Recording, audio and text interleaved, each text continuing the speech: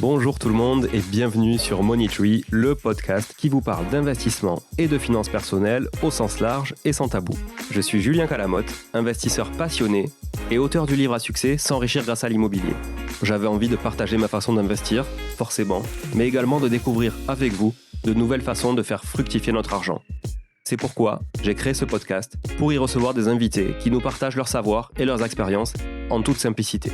J'espère sincèrement que les échanges que je vais avoir avec l'invité du jour vont permettre d'enrichir vos connaissances autant que les miennes. Je vous souhaite une excellente écoute. Salut tout le monde, je suis content comme d'habitude de vous retrouver de l'autre côté du micro pour cette capsule. Donc la capsule, pour ceux qui ne le savent toujours pas ou dont c'est la première écoute, une capsule c'est un épisode où je suis en solo, donc n'attendez pas d'invité aujourd'hui, il n'y en aura pas, mais en solo je vais vous parler d'un sujet très intéressant qui est l'expulsion d'un locataire. L'expulsion, on y est tous confrontés plus ou moins souvent, donc il y en a plus souvent que d'autres.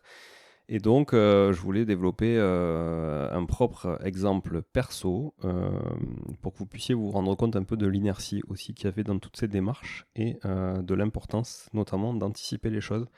Donc voilà, je vais vous développer tout ça en solo. C'est une capsule qui devrait durer un peu plus longtemps que la précédente qui était donc sur la clause résolutoire.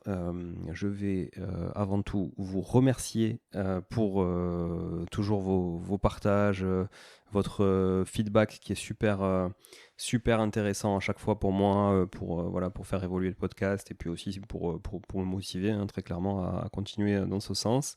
Donc voilà, merci particulièrement à Luca Italia, qui a laissé un avis, un commentaire 5 étoiles sur Apple Podcast, de la même manière que Max MJN. Merci beaucoup pour vos commentaires du coup. Évidemment, je ne répéterai jamais assez, mais laissez un commentaire 5 étoiles, donc vraiment rédiger un avis. Il ne suffit pas de cliquer sur les étoiles quand vous êtes sur Apple Podcast. Il faut aussi cliquer sur rédiger un avis, c'est mieux. Ça apporte beaucoup plus de crédit au podcast et ça nous permet finalement de mieux faire connaître le podcast, et plus on sera et meilleur le contenu sera encore. Voilà, merci aussi à David, le plaquiste de Limo, bien connu sur Instagram pour ses partages et sa fidélité aussi au niveau des écoutes, à Laetitia et à tous les autres pour toutes les interactions que j'ai pu avoir sur Insta autour du podcast. Je pense à un autre David, je pense à d'autres personnes, mais je ne peux pas me citer tout le monde. Voilà, merci, continuez, vraiment ça me booste à fond. Alors, la capsule aujourd'hui. La capsule, comme le titre le laisse présager, elle concerne l'expulsion d'un locataire. Alors je vais rentrer direct dans le vif du sujet avec un exemple très concret de ce qui m'est arrivé. Alors, allez, si vous êtes prêts, mettez le son à fond, n'hésitez pas à revenir sur des points quand vous avez besoin de le faire. Pour ceux qui écoutent, dédicace à Estelle à fois 1,8, peut-être que des fois il va falloir ralentir un peu pour assimiler les concepts. Mais souvent le cas dans les capsules d'ailleurs, plus qu'avec les invités finalement, où c'est plus facile, je dirais, de suivre en mode accéléré sur une capsule où on rentre vraiment dans un truc plus, on va dire, théorique et plus scolaire. Peut-être que si vous écoutez en version 1 ou 1.2, ça sera largement suffisant. Alors, cette histoire.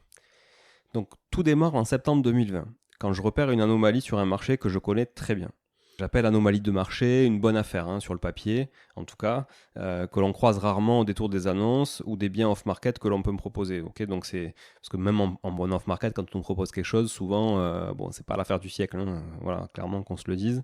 Mais grosso modo, c'est quoi une anomalie de marché ? C'est un bien qui est mis à la vente. Moi, je considère que c'est à peu près 20% en dessous du prix du marché, pour être une anomalie de marché. Voilà, quand c'est 10%, c'est pas vraiment une anomalie, ça on le voit assez souvent, parce qu'en fait derrière il y a toujours des problématiques, mais quand on est à 20% en dessous du marché, c'est déjà pas mal. Ce qu'il faut se dire, c'est que 20% c'est la marge moyenne sur de l'achat-revente pour un marchand de biens par exemple, donc je trouve ça très correct.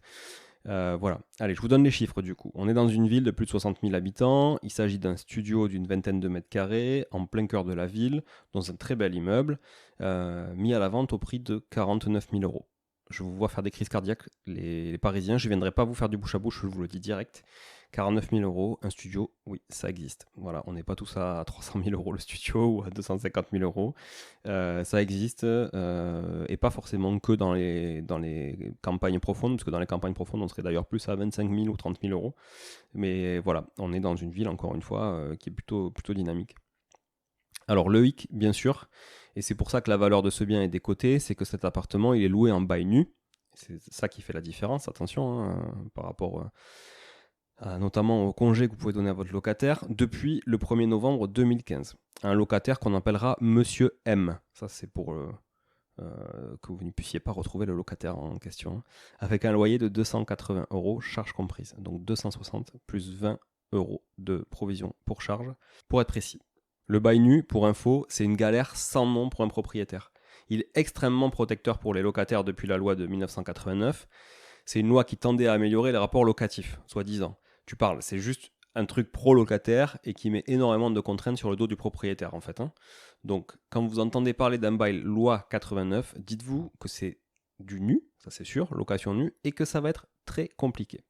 Je ferai d'ailleurs un épisode spécifique sur ce type de bail bientôt, pour vraiment faire la différence entre un bail nu loi 89 et un bail de location meublée qui est beaucoup, beaucoup plus souple pour un propriétaire.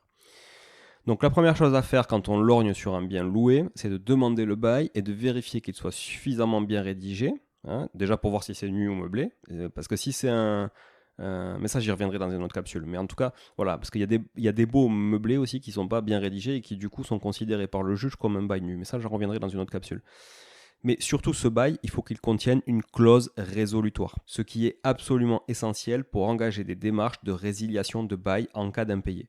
Je vous invite à écouter ou réécouter la capsule que j'ai faite il y a quelques jours, 2-3 semaines, à ce sujet. Donc c'était la capsule juste avant celle-ci. C'est l'épisode 19, pour vous éviter de rechercher. L'épisode 19, juste avant celui avec Thomas Cornu de l'e-box. Bon, c'est pas le but de l'épisode, mais vu que ce podcast est quand même dédié à l'investissement, je vous partage tout l'historique du contexte. Je sais que vous aimez bien les détails croustillants aussi, donc je sais que tout le monde aime les chiffres et tout le monde aime tous les détails, donc c'est parfait, je pense que vous m'en voudrez pas. Donc malgré le prix déjà inférieur au marché, je décide de faire une offre à 43 000 €. Pour rappel, il était à 49, sans conditions suspensives. Parce que je sens que l'agent va me bloquer le bien et c'est éviter du tourisme avec d'autres acquéreurs moins aguerris ou moins solides. Donc au final, j'accepte une contre-proposition à 45 500 FAI et je propose à l'un de mes associés d'en faire l'acquisition via notre SCI pour diversifier un peu et lui faire aussi bénéficier de cette occasion qu'il ne considère pas comme telle au départ, mais il me fait confiance. Donc merci Loïc pour cette confiance si tu m'écoutes. Et en tout cas, je suis ravi d'avoir partagé cette opportunité avec toi. Je crois que maintenant, tu as peut-être une vision un peu différente aussi du départ. Donc c'est cool de se faire confiance au départ pour récolter les résultats à la fin. Donc à ce prix-là, nous devons porter évidemment un rendement annuel inférieur, mais pas dégueulasse, puisqu'on est autour de 7% brut tant que le locataire est en place. Donc on n'est quand même vraiment pas dégueulasse.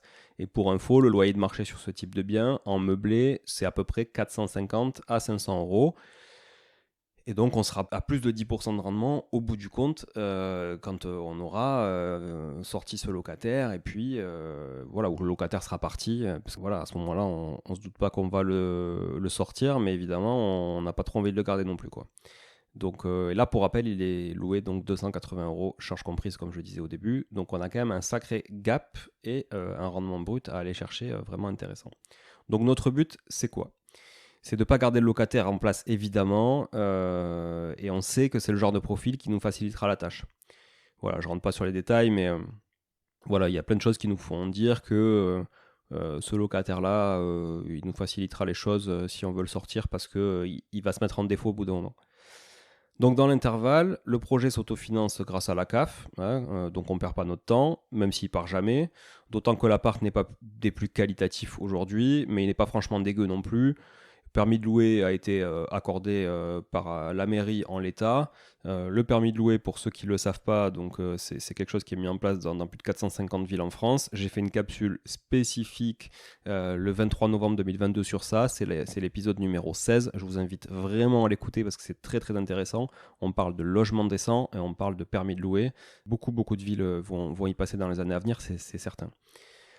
Tout ça, donc, c'était fin 2020. Ok ? Le 19 janvier 2021, on fait l'acquisition de cet appartement. Alors il faut savoir que la CAF, comme je disais, vive la France, paie la grande majorité du loyer pour Monsieur M. En l'occurrence, il paie 254 € sur les 280 €. Donc autant vous dire qu'il paye le loyer pour le monsieur. Donc le locataire, il n'a que 26 € à virer chaque mois pour se loger. Qui ici, parmi vous, qui nous écoutez là, toi, payez 26 € de loyer sérieusement ? Levez la main ? Levez la main. Je vois aucune main levée. Aucune. Franchement, sur les dizaines de milliers d'écoutes qu'on a en ce moment, non, c'est pas vrai, mais franchement, sur les centaines d'écoutes que j'ai là, je vois aucune main levée. Donc franchement, payer 26 € pour être logé en France, c'est quand même archi royal, avouez-le. Eh bien, sachez que notre ami, lui, Monsieur M, a vite décidé de ne plus payer ses 26 € et de se mettre en défaut dès l'échéance du mois de mai. Donc on achète le 19 janvier 2021, dès l'échéance de mai, donc 4 mois après. En mai, fais ce qui te plaît, il paraît. Donc lui, il n'avait pas dû faire gaffe qu'il y avait une clause résolutoire, par contre. Donc, il a voulu jouer. Alors, qu'est-ce qui se passe après? Donc, on a attendu, un peu, bien sûr. On l'a appelé, pour lui rappeler aussi, bien sûr. On l'a relancé à l'amiable, bien sûr. Une fois, 2 fois, 3 fois, bien sûr.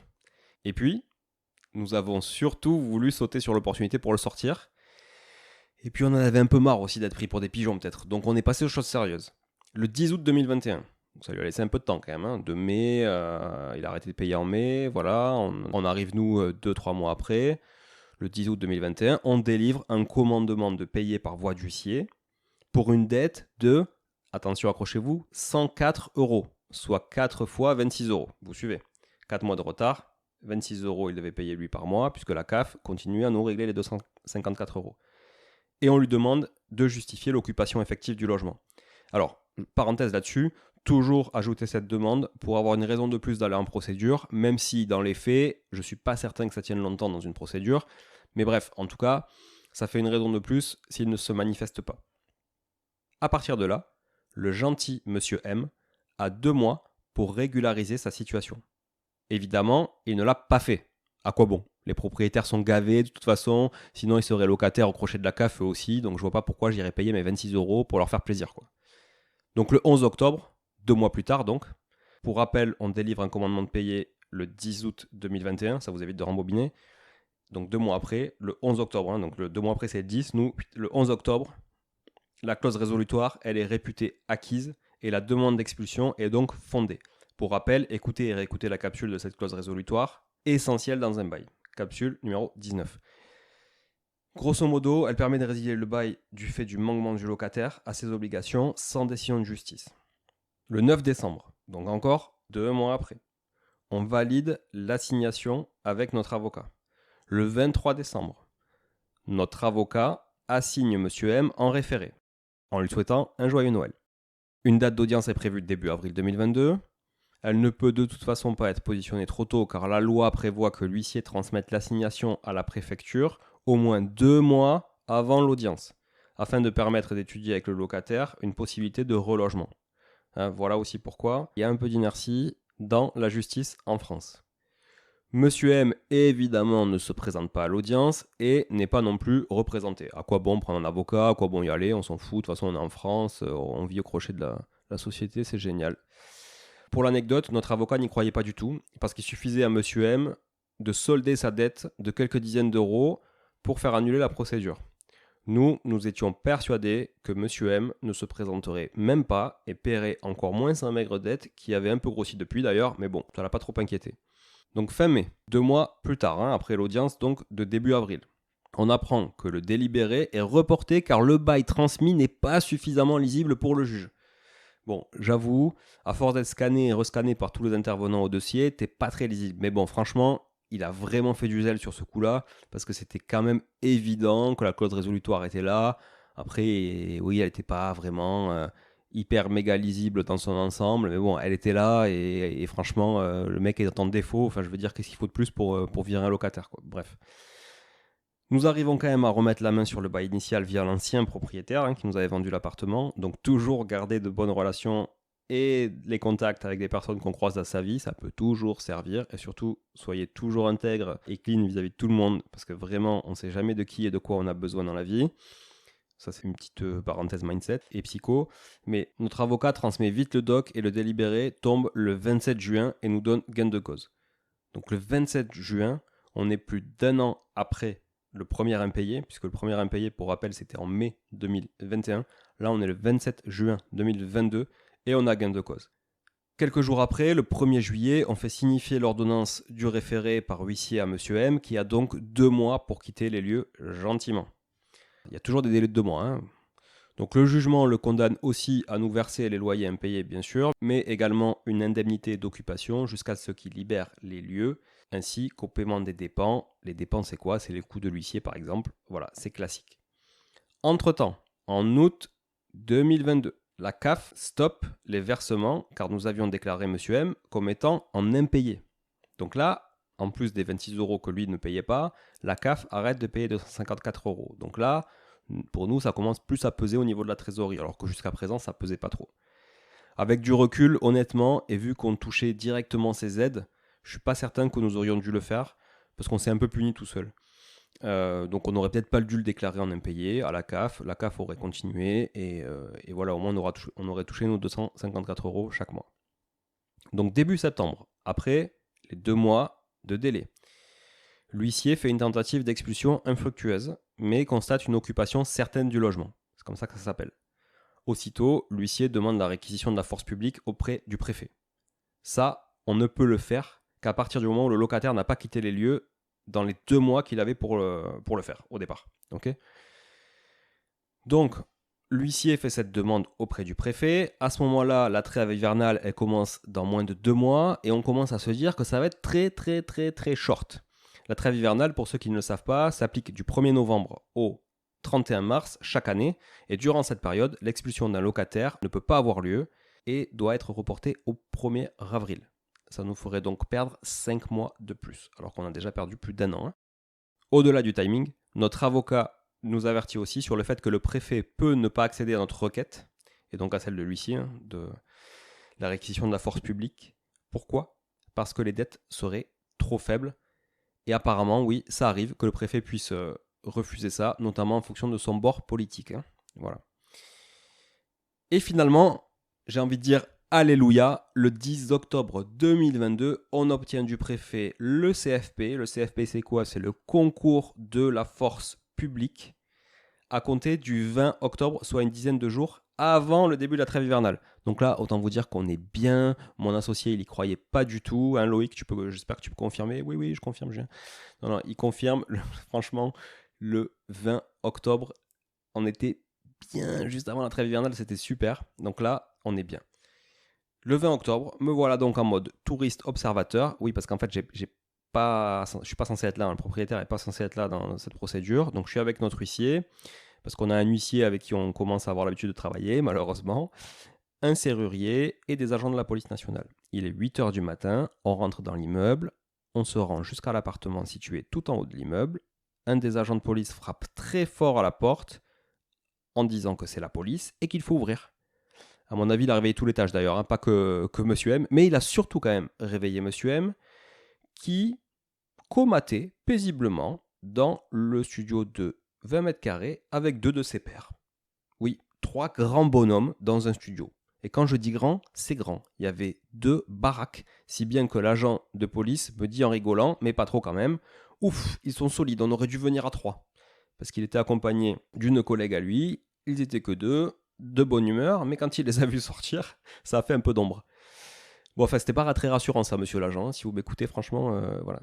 Bref, en tout cas, ça bronche pas au final, et après de longues minutes à ramasser quelques affaires, monsieur M et ses 2 acolytes quittent l'appartement. Entre-temps, le serrurier avait procédé au changement de la serrure, et l'huissier avait bien signifié au locataire, si on peut toujours le considérer comme un locataire, mais il l'était plus, parce que je vous rappelle que le bail était résilié, donc il n'était plus chez lui, qu'il n'était plus chez lui, justement, voilà, et qu'il devait donc partir, les serrures seraient changées, et que l'appartement, il ne pourrait plus en jouir. L'huissier a bien essayé d'ailleurs de lui faire signer un abandon de ses affaires pour qu'on puisse reprendre le logement de suite, mais le locataire, tellement bienveillant, a refusé, puisque sûrement qu'il voulait, je pense, tout cleaner, nous faire le ménage. C'est vraiment le genre. Alors comment ça se passe après ça ? Eh bien, figurez-vous que Monsieur M a encore 2 mois, oui, 2 mois, c'est le tarif minimum à chaque étape de la procédure, vous l'avez compris, pour contacter l'huissier et venir récupérer ses affaires.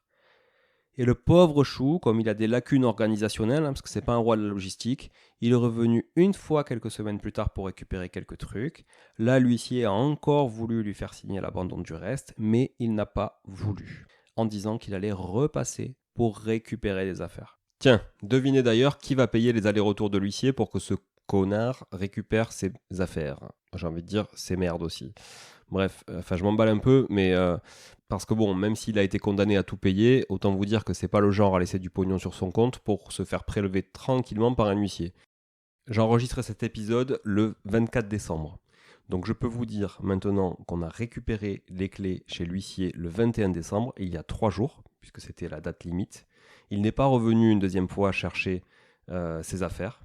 Par contre, je suis allé de suite à l'appartement pour voir l'étendue des dégâts. Et pour ceux qui ont suivi sur ma page Instagram, franchement, c'était craignos. J'ai mis la clé dans la porte, j'ai ouvert, et là, je me suis pris une saucée de blattes. Comme s'il pleuvait des blattes sur moi. J'ai fait un bond en arrière. Voilà, donc dégueulasse. L'appart, évidemment, dégueulasse. Le frigo, plus d'électricité depuis 2 mois. Donc ça, j'en avais averti l'huissier en amont. J'aurais bien aimé y aller entre-temps, mais bon, on n'a pas voulu que je pénètre dans l'appartement pendant ces 2 mois, donc j'ai pas pu le faire. Mais bon, tout avait dégouliné dans l'appartement. J'ai même pas osé ouvrir le frigo. J'avais peur que des asticots géants me sautent dessus. Non, mais honnêtement, j'ai pas voulu. Voilà, l'appartement était plein. Alors, il y a 2 télés qu'on pourra récupérer. Ça passe. Mais après, tout le reste, franchement, c'est assez pourri. C'est pas vraiment du meuble quali. Et puis, en plus, voilà, alors peut-être on pourra récupérer quelques conserves, quelques trucs qu'on pourra filer au resto du cœur ou autre. Mais franchement, c'est tout, quoi. Dégueulasse, des blattes partout. Donc on va devoir tout récurer, tout désinfecter, faire la chasse aux blattes. En plus, pour ceux qui ont déjà eu affaire à des blattes, vous savez que c'est très compliqué à faire sortir. Bref, voilà, c'est pas le sujet les blattes, mais on pourrait faire un épisode sur l'extermination des nuisibles type blattes et cafards en tout cas, parce que quand vous avez un locataire crado, sachez que ça peut infecter un immeuble comme ça. Bref. Donc dégueulasse, donc ça on va récupérer ça, on va s'en occuper avec mon cher associé Loïc. Qui va être ravi. Voilà, donc on va sûrement évidemment payer quelqu'un pour évacuer tout ça. Dans l'intervalle, en tout cas, il va falloir qu'on mette un peu la main à la pâte. Alors pour rappel, donc ça fait 20 mois que le locataire avait arrêté de payer ses 26 € de loyer, je vous rappelle, et 16 mois que nous avons délivré le commandement de payer qui matérialise officiellement le début de la procédure juridique. Et comme Monsieur M a usé au maximum de tous les délais, eh ben voilà, on en est là. 20 mois après, on a récupéré l'appartement. Et puis dites-vous aussi qu'il aurait pu, à chaque commandement de payer, solder sa dette de quelques dizaines ou centaines d'euros. Et puis on repartait encore une fois dans une nouvelle procédure s'il se remettait en défaut. Donc l'un dans l'autre, on est très content d'être arrivé au bout. Donc maintenant, voilà, on peut enclencher un rafraîchissement du studio, je dirais même un gros ménage et une grosse rénovation plutôt qu'un rafraîchissement. Le remeubler, évidemment, comme on sait faire, et puis le louer avec un meilleur rendement à un locataire qu'on aura choisi. Ça, c'est plutôt cool. Pour finir cet épisode, en dehors de la chronologie, je vais vous partager le coût d'une telle procédure. Alors, grosso modo, sur la partie juridique avec l'avocat, le coût, c'est 1200 € TTC pour l'assignation en référé et la plaidoirie au tribunal. Voilà. Donc ça, vous avez un billet entre 1000 et 1500, dépendamment des avocats, grosso modo, pour l'expulsion. Et puis, côté huissier, donc il y a beaucoup d'interventions côté huissier. Là, j'ai le détail des frais avec moi, puisque j'ai récupéré tout le dossier chez l'huissier il y a 3 jours, comme je vous le disais. Donc, on démarre avec une mise en demeure. Une mise en demeure, ça coûte 47 € TTC, je vous arrondis les centimes.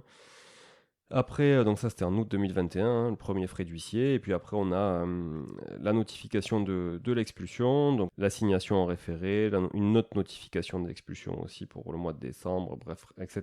La signification de la décision judiciaire d'expulsion.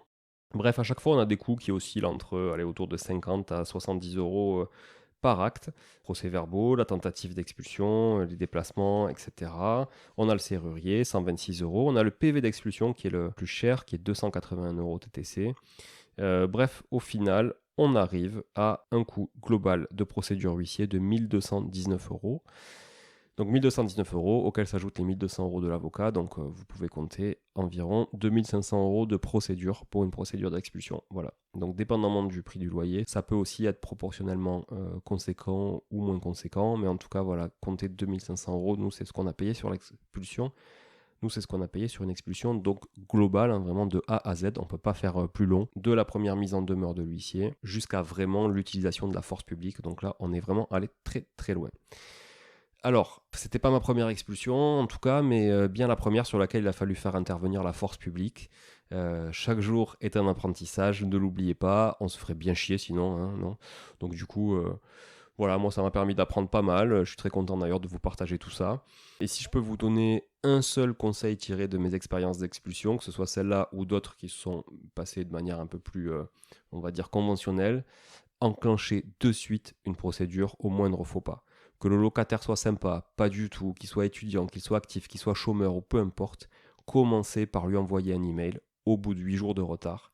Dépendamment de sa situation et de son éthique envers les propriétaires, il en fera plus ou moins abstraction. Envoyez derrière une mise en demeure de payer par lettre recommandée 8 jours plus tard. Ça commence à devenir un peu plus officiel pour lui, s'il vous a toujours pas répondu au mail évidemment. Et même s'il vous a répondu, ça n'empêche pas de le faire et vous lui expliquez. Voilà, ça n'empêche pas de l'appeler en lui expliquant que vous êtes obligé de faire ça, mais que vous êtes bien conscient qu'il aura réglé la situation avant d'aller plus loin, etc. Au bout d'un mois de retard, là par contre, faites délivrer un commandement de payer par huissier. Ça ne va pas vous coûter grand-chose, une centaine d'euros. Faites-le, ça marque vraiment le début des délais légaux et ça met une pression beaucoup plus importante sur les épaules du locataire. Et à partir de là, vous vous enchaînez si ça ne va pas, et s'il règle la situation, c'est pas grave. Vous aurez pris 80, 100, 120 euros, 150 euros, ok, mais vous aurez vraiment gagné du temps. Et si le loyer c'est 500, 600, 1000 euros, 1500 euros, 2000 euros, bah au moins vous savez que derrière il y a quand même à la clé des mois de loyer impayé économisé pour vous, quoi. Voilà. J'en ai fini pour cet épisode. J'espère que ça a été clair, que ça n'a pas été trop long aussi. C'était une expulsion qui a duré 20 mois, donc j'ai essayé de la résumer en une petite demi-heure. Mais si vous avez des questions, n'hésitez pas à me contacter sur Instagram. Je réponds à tout le monde sur Instagram, absolument tout le monde. Des fois, je mets peut-être une semaine à répondre, mais c'est très rare. Mais ça peut m'arriver. Mais je réponds. Voilà, je réponds. Donc n'hésitez pas à me contacter sur Instagram, Julien_Invest, pour le moment en tout cas. Voilà, ou sur la page du podcast. Alors je suis pas seul à l'animer, mais en tout cas on me fera passer les messages si besoin. Peut-être que les questions pourront être traitées aussi par la personne qui gère la page avec moi. Voilà. Merci encore d'être là. Je vous rappelle, laissez un avis 5 étoiles, encore une fois, c'est vraiment important pour nous, pour développer le podcast toujours de manière plus qualitative. Je suis très très content par les retours en tout cas que vous me faites, donc encore une fois merci. Je vous souhaite à tous une très très très bonne fin d'année, un très bon réveillon et une excellente année 2023 si vous écoutez cet épisode de suite. Pour ceux qui l'écoutent vraiment beaucoup plus tard, bah tant pis, vous saurez qu'en tout cas à l'époque on arrive en 2023.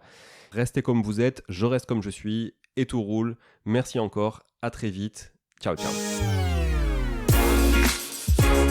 Bon, si vous êtes là, c'est que vous avez écouté jusqu'au bout et a priori l'épisode vous a plu. Si c'est bien le cas, n'hésitez pas à le partager autour de vous. Notez ce podcast sur Apple Podcast et Spotify en laissant un commentaire 5 étoiles. Je ne vous le répéterai jamais assez, mais c'est grâce à vous que ce podcast vit aujourd'hui et peut continuer de vivre en vous proposant un contenu toujours plus qualitatif. Merci encore, je vous retrouve très vite sur un nouvel épisode de Money Tree. En attendant, je vous souhaite la meilleure des réussites dans vos projets et un bon enrichissement. À très bientôt.